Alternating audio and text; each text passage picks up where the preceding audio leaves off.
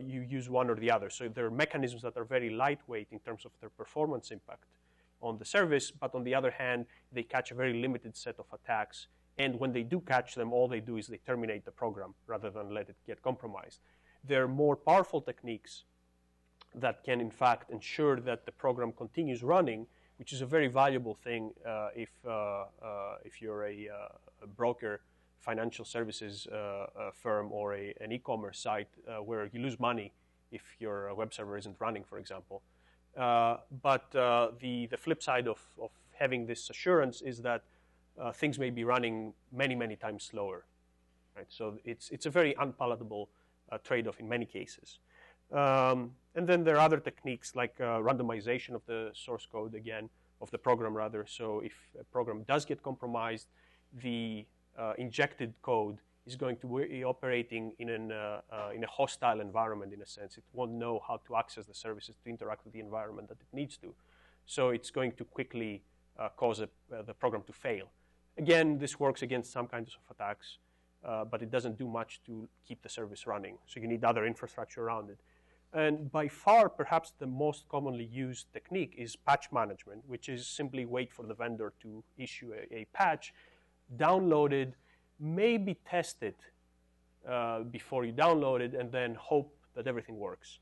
The problem with that approach is that there's a long cycle in patch management from the time a vulnerability is discovered by somebody, and then it's the vendor may be notified, if we're lucky, before an actual attack is created. Then programmers have to put on the task. They need to create the fix. They need to post the patch, and people need to download it. And the problem is exploits and vulnerabilities can be posted and used at any time in this cycle. And this cycle can take at least several days, typically several weeks, many times several months, sometimes years. Right? So when we're talking about attacks that appear within 6 days, depending on this cycle, is really not a good way of doing business.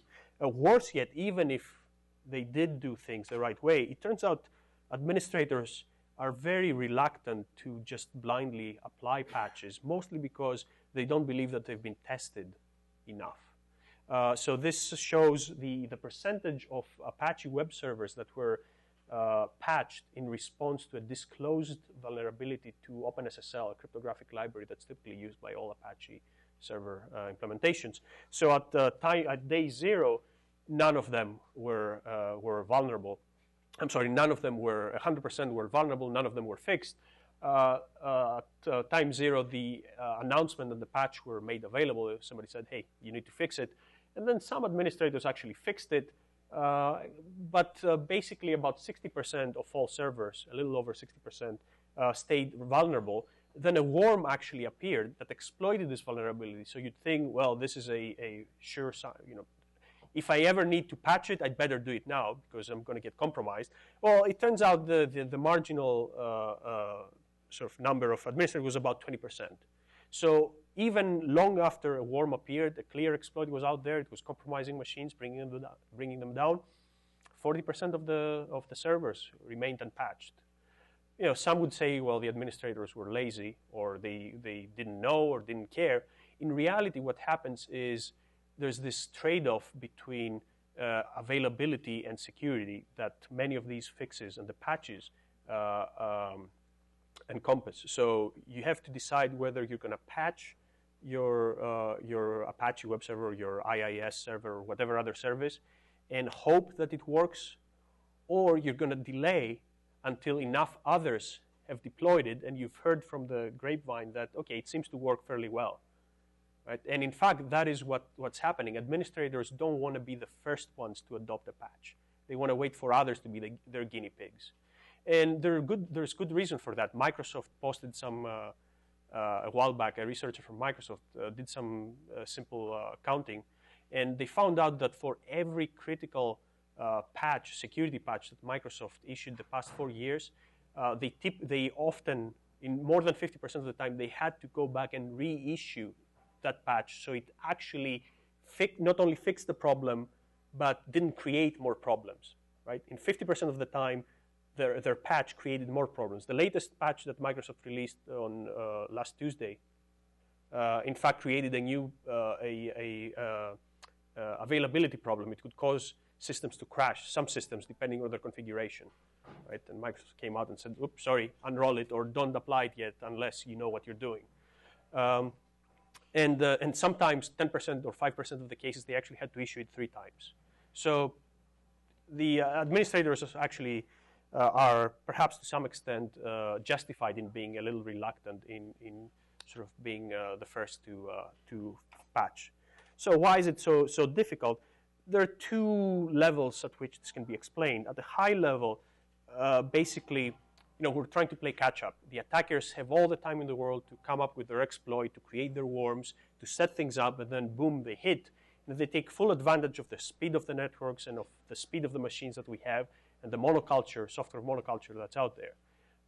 And we're left there sort of standing with a baseball bat, hoping that we swing it blindly in the dark and we hit something. It doesn't work very well. Humans aren't very good at that. Swinging bats, as baseball shows.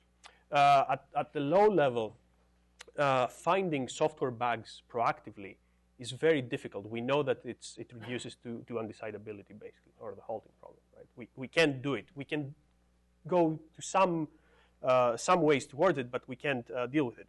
And the reason for that is we're asking, where is the bug in this program? So is there a way of formulating the question in a different way such that we can bypass this undecidability problem? So an observation here is think about your complexity theory, what you've been taught there, and if you think about NP-hard problems, if you ask, what is the solution to this problem, it's very difficult. You have to do an exhaustive search. On the other hand, if I give you a solution, definition of NP-hard problem is that you can, in polynomial time, verify that it's actually a correct solution to that particular problem. So it turns out there's an analogy here. If an attacker tells us, or somebody tells us, hey, here's a vulnerability, and here's how to exploit it, you can just run the thing and test for yourself that, in fact, there is a vulnerability and it works as advertised. So the intuition here is, why should we do the hard work? Just let the attackers that have apparently all the time in the world do all the hard work of finding the bug and writing an exploit and trying to exploit it, and just catch them in the act of exploiting it. And that act is going to tell us all sorts of details about the particular vulnerability and perhaps guide us towards a solution. Now, when I say attacker here, I put this in an adversarial environment, but you can start thinking about, well, I can perhaps replicate the conditions that lead to a general fault, that lead to my web browser crashing, and if I do analysis on that under those conditions, perhaps I'll identify a fault. So we came up in this idea of self-healing systems, which is sort of what we'd like to achieve. And so at a very high level, we need to structure systems. Our position is we need to structure systems such that they have this closed feedback loop where you enable the system to self-monitor itself, the software, and then in response to anomalous events, such as an application crashing or a detected compromise of that software, there's a step of self-diagnosis, introspection. And that ideally would help us identify the fault, the nature of the fault, where it occurs, all the relevant parameters that allow an attacker to exploit it. And then there needs to be a component of the system that creates possible fixes. And those fixes may be completely generic, or they may be very specific to the particular vulnerability and even the particular parameters of the fault. And then the system needs to be able to test those candidate fixes and select the one that seems to be the most appropriate. And if that indeed can happen, we go ahead and deploy. So this is the satellite photo kind of view of what how a self-healing system should behave, without saying anything about what this system is or what it does, how it works.